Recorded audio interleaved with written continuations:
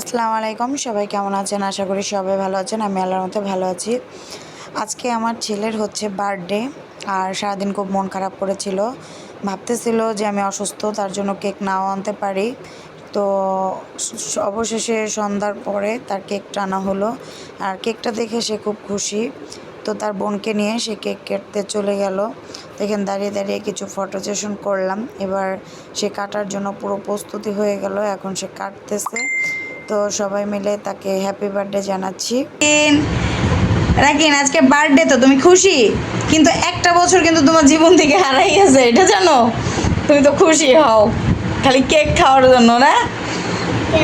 কেন আপু কেক খাওয়াই, দেখ, খাও আপু কেক, আপু হ্যাঁ দাও, খাওয়াই দাও। হ্যাঁ, এই তো, দাঁড়াও দাঁড়াও দাঁড়াও দাঁড়াও রুমালি, ওয়েট, একটু দাঁড়াও।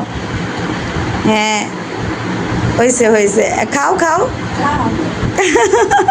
আপুর একটু খাওয়াই দাও, দাও হাতে দাও।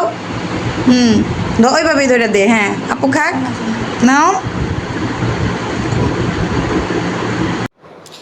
বোনকে কেক খাওয়ানোর পর এরপর বললাম যারা আছে সবাইকে কেক খাইয়ে দাও, কিন্তু সে তো তার চকলেট খাওয়ানো খুবই ব্যস্ত।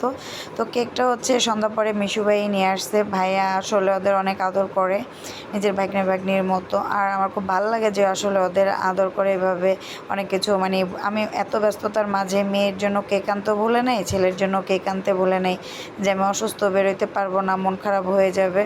তো এটা হচ্ছে আমার মেয়েকে পড়াবো। তো আজকে ভাইয়ার সাথে করে নিয়ে আসলো।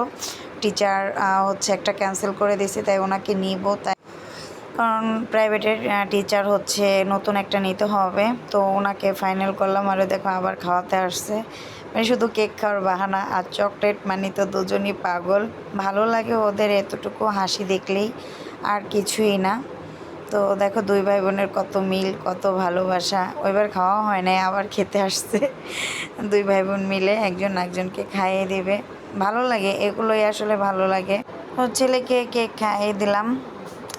আসলে এমন একটা অবস্থা, যেমন সেমন অবস্থায় কেকটা কাটা লাগবে। সবাই তো পরিস্থিতি সম্পর্কে জানেন, তারপরও যে ওদের ভালো লাগছে, ওরা খুশি। আর এই যে একজন লাইনে আছে, লাইনে থেকে সে কেক খাচ্ছে, কেক খাওয়াচ্ছে, শেয়ার সব কিছুর সাথে সে উপস্থিত থাকতেছে আর কি। তো ভালো লাগলো যে আসলে সবাই মিলে ছোটোখাটো আমরা একটা আয়োজন করলাম, আর ও খুশি হলো ওরা সবাই। এটাই, ভালো থাকবেন, আল্লাহ হাফেজ।